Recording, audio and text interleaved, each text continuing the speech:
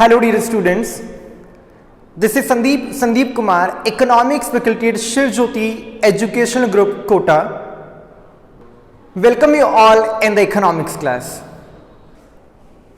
So my dear students, in today's class we are going to begin chapter number 9 of Indian economic development, which is environment and sustainable development. Maybe before starting the chapter, there will be a question in your mind that maybe this chapter belongs to EVS and all. So why are we discussing the same chapter under economics? Exactly beta. The answer will be given you after we begin the chapter. क्योंकि ये कुछ ऐसी बातें जो already आप बेटा EVS में, science में, कुछ अपनी जूनियर क्लासेस में डिस्कस कर चुके हैं, फिर भी हम इसको इकोनॉमिक्स में इन्वॉल्व कर रहे हैं. एनवायरमेंट और इकोनॉमी दोनों का क्या रिलेशन हो सकता है? So absolutely there is a relation. First of all, let's begin with the definition and functions of environment. That what is meant by environment actually. The same words we have learned in the childhood as well. Whatever is there in the surrounding of us is a part of environment. That can be air, water, land, soil, biotic and abiotic. All the things, animals, human bodies are there. These all the things are part of environment.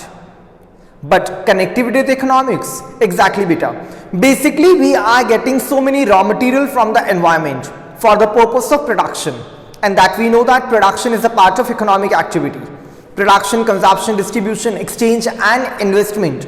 Basically these all the things are based on the environment. Whatever the raw material is provided by the environment to us, we convert the same into the finished or final goods for the purpose of consumption. So now the thing is that if on the basic manner we don't get such kind of raw material from the environment, how can we do such kind of economic activities? Even we cannot increase the GDP in the country. People will not get employment also. Fine. The basic needs and necessities of the population will not be fulfilled if environment is not there, because there are so many properties of the environment. Those are providing the employment and job securities to the population of all the countries. Basically I'm having here the word all the countries because environment that exists in entire world, that is why this provides all the things proportionately or equally to each and every person. Fine. So this is the basically definition of the environment. Whatever the things we are having in the surrounding of us, that can be anything that is correlated with the human life. Maybe they are sometimes useful for us directly or sometimes indirectly, can be a part of environment. Now let's begin with the functions of the environment. Environment के क्या क्या functions हो सकते हैं, क्या क्या काम environment कर रहा है हमारे लिए, और we can say that any of the significances of the environment. Environment के होने के हमें क्या क्या फायदे हैं, क्या क्या significances importance हो सकते हैं. So for that sake I will prefer you to open your book and take a sharp pencil to underline the same things. Here you will find the same thing on the page number 153. Here you are getting the point functions of environment. So basically there are so many functions of the environment, but basically we will discuss 4 important functions or significances of the same. So the very first point is it supplies resources. Environment supplies resources. Again I am telling you the same thing which I have told you right now कि environment से बेटा हमें बहुत सारे अलग अलग तरह के resources available होते हैं. That can be soil for the cultivation, for the production purpose of the agricultural product. Air is there for the survival of the human beings and for the animals.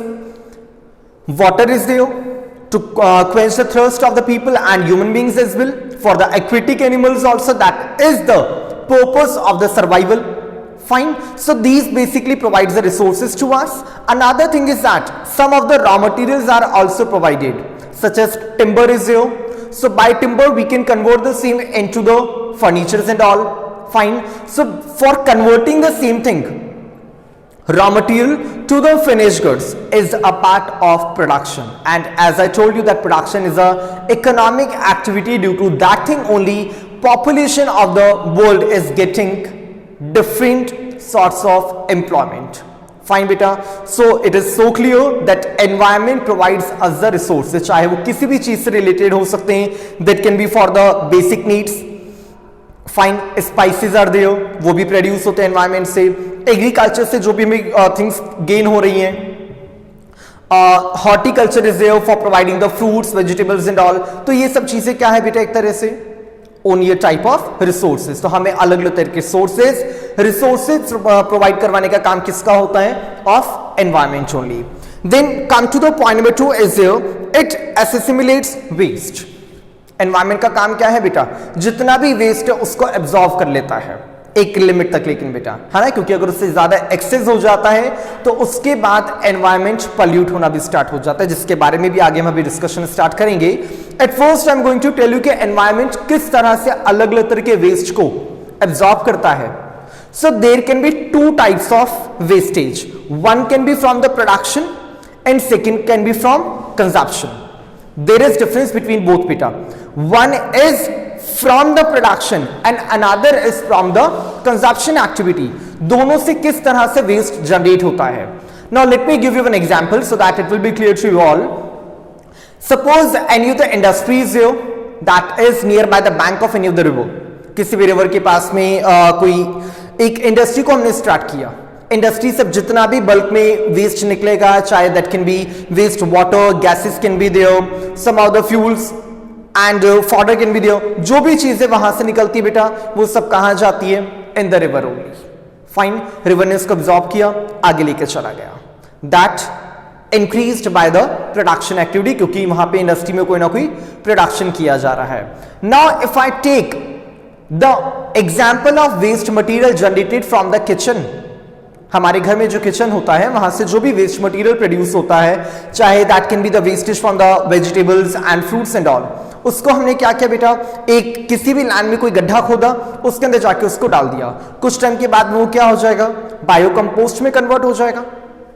Again क्या हुआ, उसको recycle किया और अब वही जो waste वहां से बायो कंपोस्ट में कन्वर्ट हुआ है, that can be used for cultivation ahead. हम उसको किसी भी तरह के कल्टीवेशन में या किसी भी तरह के एग्रीकल्चर प्रोसेस में यूज में ले सकते हैं. इससे रिलेटेड एक प्रोग्राम में आपको ऑलरेडी बता चुका हूं बेटा, तनवा, जिसके के अंदर मैंने आपको बताया था तमिलनाडु के अंदर एग्रीकल्चर को एनहांस करने के लिए या इससे रिलेटेड एक अलाइड एक्टिविटी के लिए एक वुमेन प्रोग्राम है, जहां पे कि वुमेन इस तरह से वेस्ट मटेरियल को बायो कंपोस्ट में कन्वर्ट करती हैं. ठीक है, और उसके कुछ पैकेट सर्टेन क्वांटिटी से फिक्स करके मार्केट में उसका सप्लाई कर दिया जाता है. तो वो क्या है, नेचर ने उसको भी एक्सेप्ट किया, उसको एब्जॉर्ब किया और फर्दर उसी को हमने फिर से यूज में ले लिया है. तो ये भी इसका एक फंक्शन होता है, एक सिग्निफिकेंस होता है एनवायरमेंट का. Then the point number 3 is that it sustains life by providing genetic and biodiversity. Definitely it provides us the life. Life can be of anyone, that can be of animals, that can be of birds, that can be of human being. वो क्यों बेटा, that we know very well कि एक person को environment से basic things जो receive होती हैं without any cost, that is what, land is there, soil is there and water is there, air is there. ये कुछ ऐसी चीजें बेटा जिनसे कि ह्यूमन लाइफ का सर्वाइवल पॉसिबल है. Without air we can not get oxygen and all, inhale exhale can not be possible. So that is quite required for the same. Water is required as we know. बिना पानी के बेटा एक life possible नहीं होती, चाहे वो किसी भी ह्यूमन बीइंग की हो या फिर कुछ अदर क्रिएचर्स की ही क्यों ना हो. और specially way talk about aquatic animals, तो उनके लिए तो बेटा लाइफ ही ओनली वाटर होता है. So what is the point only, what is the importance of functions of the same, that environment provides a life as well. तो ये भी मैंने आपको इसका एग्जांपल दिया है. हमें भी जीने के लिए कुछ पानी की जरूरत होती है, एयर की रिक्वायरमेंट होती है, कल्टीवेशन या जो भी इन चीजों से एग्रीकल्चर से जो भी फूड ग्रेन्स हमें प्रोवाइड होते हैं या हॉर्टिकल्चर से हमें जिस भी तरह के कुछ फ्रूट्स वेजिटेबल्स प्रोवाइड होते हैं, उन सबसे हमारा लाइफ साइकिल पॉसिबल हो पाता है. And the very last point is it also provides aesthetic services like scenery etcetera. यहां बेटा इस चीज को हमने यूज में क्यों लिया, सीनरी एंड ऑल, इससे हमें क्या लेना देना है. One thing you should recall, जब भी हमारा किसी तरह का कोई ब्रेक होता है, कुछ हॉलीडेज होती हैं, so for the amusement, for the adventures and all, for refreshing ourself, हम ज्यादातर कहां जाना पसंद करते हैं. May be at the hill stations, fine at the deserted area और maybe somewhere where all around there is greenery and all, हम वहां ज्यादा जाना पसंद करते हैं। अपना डे टू डे लाइफ जो हमारा वर्क है उन सबको छोड़ के इससे थोड़ा दूर नेचर में जाना, ताकि हमें वहां पे कुछ पीसफुल एनवायरनमेंट मिल सके, कुछ हमारे वहां पे मोमेंट्स मेमोरेबल हो सके। Isn't this? ऐसा क्यों है बेटा? क्योंकि एग्जैक्टली इससे हमारा एक लाइफ स्टाइल पे भी इफेक्ट होता है, हमारी मेंटालिटी, हमारी सोचने की क्षमता, ये सब चीजें बेटा इससे थोड़ी सी डिपेंड करती हैं। तो उन सब चीजों को रिफ्रेश करने के लिए, अपनी लाइफ स्टाइल को थोड़ा सा चेंज करने के लिए, मेमोरीज को रिकॉल करने के लिए हम बेसिकली ऐसी जगहों पे जाना ज्यादा पसंद करते हैं। और ये सब चीजें हमें कौन प्रोवाइड करवा रहे हैं? Again environment is here. Fine बेटा। So these are the basically functions and definition of the same.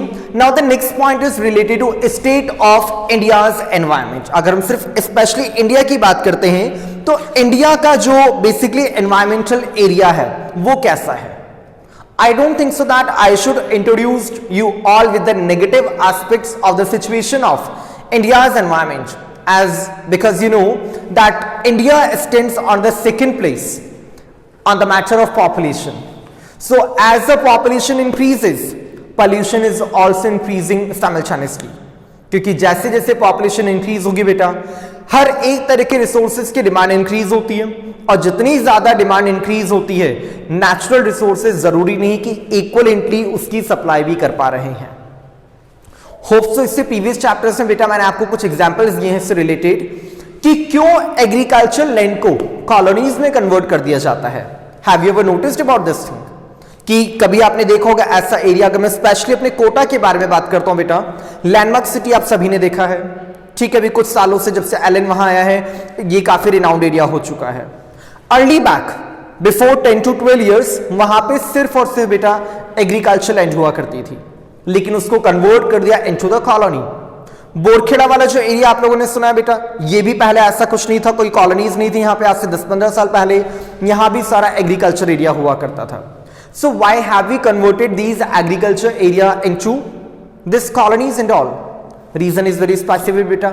जैसे जैसे पॉपुलेशन इंक्रीज हो रही, इनहैंस होती जा रही है, तो उनकी ड्वेलिंग फैसिलिटी कहां से अरेंज करवाई जाएगी, उनको अकोमोडेशंस कहां से प्रोवाइड करवाए जाएंगे। फॉर दैट सेक ओनली हमें क्या करना पड़ रहा है बेटा, एग्रीकल्चर लैंड को कॉलोनीज में कन्वर्ट करना पड़ रहा है। Getting my point? तो जैसे ही वहां पे हमने एग्रीकल्चर को खत्म किया, जो एक नेचुरल एरिया था, एग्जैक्टली प्रोडक्शन तो रिड्यूस होगा ही सही, लेकिन इसके अलावा डिफॉरेस्टेशन भी होता है कभी कभी। जो कुछ फॉरेस्ट एरिया है उसको भी डिफॉरेस्ट कर दिया जाता है ताकि वहां पे हम अपनी ड्वेलिंग फैसिलिटीज को अरेंज कर सके। Isn't this? तो उसकी वजह से आपने कभी सोचा बेटा कि हमारे एनवायरमेंट पे कितने क्राइसिस इंक्रीज होते होंगे, एनवायरमेंटल इश्यूज कितने सारे जनरेट होंगे। Though we know very well कि इंडिया में सिर्फ ऐसा ही नहीं है, India is rich with so many natural resources as well. You know यहाँ पे बहुत सारे रिवर्स है, माउंटेन्स वगैरह हैं, मिनरल्स बहुत सारे हैं यहाँ पे, और भी इसके अलावा कुछ ऐसी चीजें जो कि आई थिंक वर्ल्ड में हमें और कहीं नहीं मिलेगी। That all will be here in the India, in our India only. तो बेटा नो डाउट इंडिया रिच भी है इन सब चीजों में। इसी चीज को पॉइंट को अंडरलाइन करते हुए देखिएगा बेटा, on page number 167 you will find the same paragraph, state of India's environment. यहां पे आपको अंडरलाइन करना है that India has abundant natural resources in terms of rich quality of soil, hundreds of reverse, lush green forest, plenty of minerals, deposits beneath the land surface, etc. That means India के पास ये सारी चीजें भी available हैं, availability तो है, but क्या हम इन सभी चीजों का जो भी एक तरह का हमारे लिए एक नेचुरल ट्रेजर है, क्या हम उसका एक राइट डायरेक्शन में यूज कर रहे हैं? I don't think so. Actually वो चीज नहीं हो रही है बेटा। इसी वजह से हमारे इंडिया के एनवायरमेंट में भी अब कुछ पिछले डिकेड से ऐसा देखा जा रहा है कि काफी ज्यादा क्राइसिस इंक्रीज हो रहे हैं। मे be some places are there जहां पे कि नेचुरल रिसोर्सेज बहुत ज्यादा हैं, बट उनका एक ऑप्टिमम यूटिलाइजेशन नहीं हो रहा है। Optimum utilisation that means to say एक ऐसा यूटिलाइजेशन जिसको कि मैक्सिमम लेवल पे कर सकते हैं। जितने रिसोर्सेज अवेलेबल है क्यों ना हम उनको मैक्सिमम यूटिलाइज करें, but over utilisation is harmful. और अब वो होने लगा है बेटा, क्योंकि जैसे जैसे पॉपुलेशन एनहांस हो रही, इंक्रीज हो रही है, we need all the things in bulk, quantity को इंक्रीज करना पड़ रहा है। और एक लिमिट तक हम किसी भी चीज की क्वांटिटी को एनहांस कर सकते हैं, इंक्रीज कर सकते हैं। अदरवाइज वही चीज हमारी क्राइसिस बन जाती है, हमारे लिए वही वाली चीज एक तरह से लॉसफुल बन जाती है। Such as we have gone through industrial policy resolution also in 1956 under second 5-year plan, जिसको मैं आपको नो डाउट ऑलमोस्ट हर एक चैप्टर के इंट्रोड्यूस करता ही हूं बेटा। जैसे ही हमने इंडस्ट्रियलाइजेशन को एनहांस किया, इंडस्ट्रियलाइजेशन हुआ, कंट्री में पहले से ज्यादा इंडस्ट्रीज को इन्वेंट किया, that can be on the private sector और maybe in the public sector. But don't you feel कि जैसे जैसे इंडस्ट्रीज स्टार्ट होंगी बेटा, उनका वेस्ट मटेरियल भी पहले से ज्यादा इंक्रीज होता चला जाएगा, और जितना ज्यादा वेस्ट मटेरियल इंक्रीज होगा, अप्रॉक्सीमेटली एनवायरमेंट की भी अपनी कैपेसिटी होती है बेटा किसी वेस्ट को एब्जॉर्ब करने की। ठीक है, जब वो भी एक सैचुरेशन लेवल पे पहुंच जाती है ना, तो फिर वो चीज हम ह्यूमन बींग्स के लिए ही वापस से डाइवर्ट हो जाती है, रिवर्ट हो जाती है, और उससे इंक्रीज होने वाले लॉसेस को हमें खुद ही बेयर करना होता है। कौन कौन से बेसिकली में प्रॉब्लम्स हो रही है, जैसे इंडस्ट्रियलाइजेशन से जो भी फ्यूम्स एंड ऑल निकलता है, वहां से जो भी धुआं निकल रहा है, उससे कितनी ज्यादा प्रॉब्लम है। ठीक है, उससे रेस्पिरेटरी प्रॉब्लम्स बहुत ज्यादा इंक्रीज होती है, सांस से रिलेटेड डिजीजेस इंक्रीज होती हैं। वेस्ट वाटर है, वो कहां जाता है, इनटू द रिवर। रिवर में जाने के बाद that mixes in the natural water. Further अगर जो भी उसका कंजप्शन करता है, केमिकल्स जाते हैं साथ में बॉडी में, और केमिकल्स का जब रिएक्शन हो जाता है बॉडी के अंदर बेटा, फिर से वो डिजीजेस एनहांस होती है, इंक्रीज होने लग जाती हैं। फाइन। इसके अलावा जो भी मैंने आपको एग्जांपल दिया, जो फ्यूम जनरेट हो रहा है, जो धुआं निकल रहा है बेटा, उससे ओजोन डिप्लेशन हो रहा है, और ओजोन डिप्लेशन की वजह से क्या हो रहा है, जो अल्ट्रा वायलेंट रेज हैं कमिंग फ्रॉम द सन, वो वापस कहां आ रही है, ऑन अर्थ, और वो आने की वजह से भी काफी सारी डिजीजेस इंक्रीज हो रही, such as cancer and all, skin diseases that you know very well, ये सारी इंक्रीज हो रही है। और नो डाउट इसके अंदर कहीं ना कहीं इंडिया का भी कोई कॉन्ट्रीब्यूशन तो है ही सही। अंडरलाइन कीजिएगा बेटा इसी चीज को on the page number 167 here on the right hand side आपको दिया हुआ है कि यहाँ पे कौन कौन सी प्रॉब्लम्स जो है इंडिया में बेसिकली अराइज हो रही हैं। So the point number 1 is land degradation, क्योंकि जितना ज्यादा हम इस तरह से कल्टीवेशन इंक्रीज कर रहे हैं, हमारी जो कैपेसिटी है लैंड की, उसका ओवर यूटिलाइजेशन किया जा रहा है। साथ में पेस्टिसाइड्स, इंसेक्टिसाइड्स, फर्टिलाइजर्स, केमिकल्स का एक्सेस यूज करने की वजह से भी लैंड डिग्रेड होती जा रही है। पॉइंट नंबर 2 को मार्क कीजिएगा, बायोडाइवर्सिटी लॉस। काफी सारी ऐसी स्पीशीज है बेटा that can be related to plants, that can be related to animals as well, वो लॉस होती जा रही है। ठीक है, next it comes point number 3, air pollution with special reference to vehicle pollution in urban cities. In urban areas that you know the excess of vehicles are being used nowadays for the transportation purpose. तो जितना ज्यादा transportation से related हम vehicles provide करवा रहे हैं बेटा, उतना ही ज्यादा एयर पोल्यूशन भी इंक्रीज हो रहा है, and again that creates respiratory problems and all for the asthmatic people, और कुछ इसके अलावा बहुत सारी डिजीजेस और भी इंक्रीज हो रही है बेटा। You should recall those days जो भी हमारा लॉकडाउन सिस्टम चला था हमारी कंट्री में ड्यू टू दिस कोविड-19। आपने काफी अलग अलग तरह की न्यूज़ेस जरूर सुनेंगे बेटा, that can B amused for you कि एनवायरमेंट पहले से बहुत ज्यादा क्लीन होने लगा है। कुछ ऐसे आपने सोशल मीडिया पे, न्यूज़पेपर में कुछ ऐसे न्यूज़ेस जरूर देखे होंगे बेटा। The reason was each and every person was caged inside of the home only. हम सब अपने अपने घरों में कैद थे, बाहर कोई नहीं जा रहा था, व्हीकल्स मार्केट में नहीं जा रहे थे। सोचिए बेटा पोल्यूशन कितना कंट्रोल हुआ होगा, और वो हम बात करें हमारे पूरी कंट्री के बारे में, not only India but also some of the countries where there जहां पे कि इस लॉकडाउन को इंप्लीमेंट किया गया था। तो सोचिए इससे एनवायरमेंट पहले से कितना ज्यादा रिफ्रेश हुआ होगा, और एग्जैक्टली हुआ भी है no doubt. Apart from that government इससे रिलेटेड काफी सारी स्ट्रैटेजीज को भी प्लान करती है बेटा, जो आगे भी हम डिस्कस करेंगे। जैसे you know very well right now a new circular has been introduced in our area that nobody will use firecrackers on this Diwali. Diwali पे कोई भी फायर क्रैकर्स का यूज नहीं करेगा, so that we can protect our environment from the pollution. Don't you feel so कि बहुत बड़ी मुहिम है जो हमारी गवर्नमेंट ने स्टार्ट की है। कभी सोचा ऐसा कि बिना पटाखों के दिवाली हो सकती है? And even if somebody is found guilt, so he will be charged some of the fine of 10,000 rupees for the seller and 2,000 rupees for the user as well.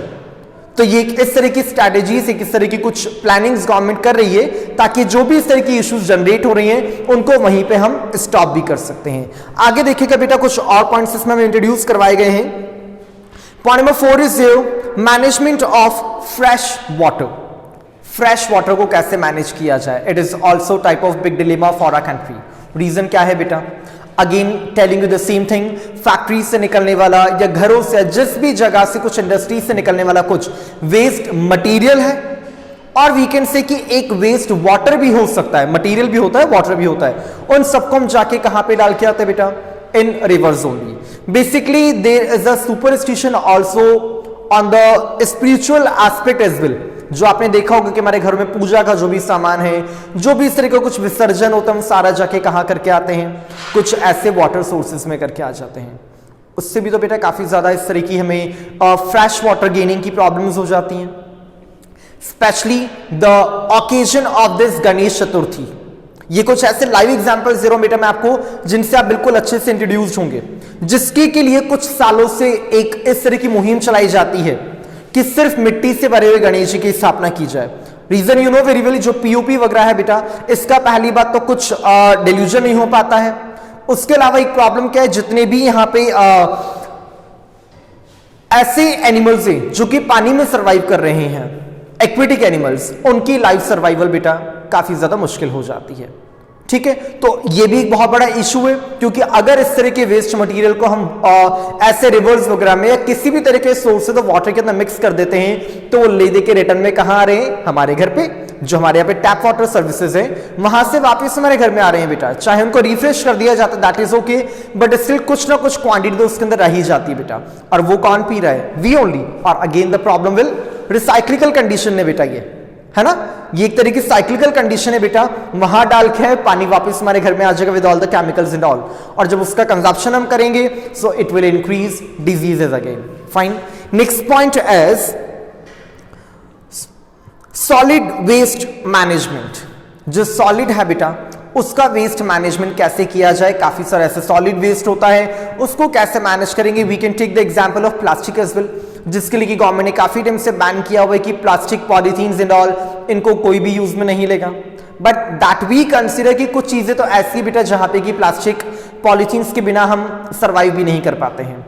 But yes, एक एक्सेस जो होता है हर एक चीज का बेटा, उसको तो एटलीस्ट हम प्रिवेंट कर ही सकते हैं, क्योंकि यू नो वेरी वेल, इनको हम डिग्रेड नहीं कर सकते।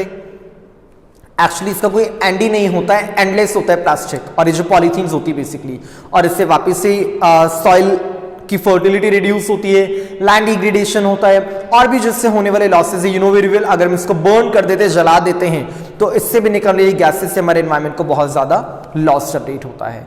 तो कुछ ऐसी इश्यूज हमारे इंडिया के अंदर देखे जा रहे हैं। नो डाउट बेटा, एक नेगेटिव एस्पेक्ट नहीं, हम इसके लिए कुछ पॉजिटिव एस्पेक्ट्स को भी कवर करते हैं। Suppose we know about this thing कि जो डिफॉरेस्टेशन किया जा रहा है, उससे ऑक्सीजन तो रिड्यूस हो ही रहा है, साथ में टेम्परेचर प्रॉब्लम्स, ठीक है, global warming, you know very well, वो इश्यूज जनरेट हो रहे हैं काफी ज्यादा। साथ में जो एक फिल्ट्रेशन होना चाहिए नेचुरल बेसिस पे, वो खत्म हो जाता है, क्योंकि रोड पे या व्हीकल जहां भी चल रहे हैं बेटा, जितना भी उससे पोल्यूशन जनरेट हो रहा है, उसको नेचुरल बेसिस पे फिल्टर करने का काम तो कौन करता है? Only these trees and all. अगर अब हम उन्हें ही खत्म करते जाएंगे तो ये फिल्ट्रेशन खत्म हो जाएगा।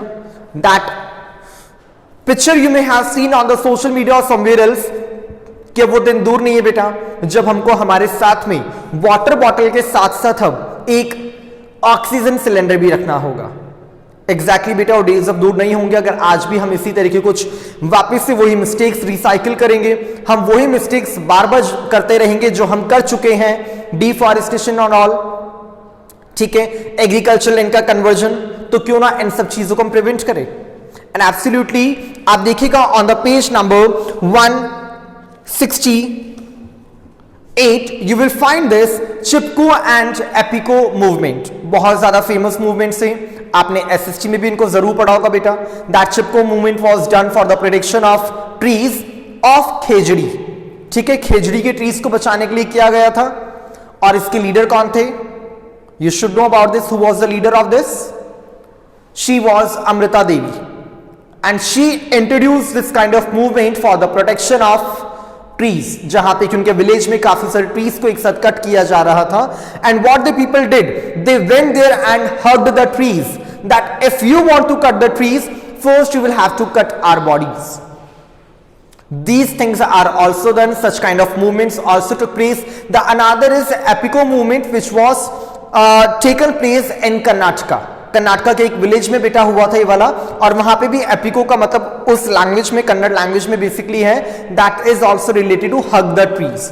ट्रीज को हक किया गया था ताकि वहां पे काफी सारे ट्रीज को बचाया जा सकता है. So basically we should do such kind of efforts to prevent natural और एनवायरमेंटल क्राइसिस, सो दैट हम भी कुछ ऐसा करें बेटा ताकि हमारा जो एनवायरमेंट है वो प्रोटेक्ट हो सके.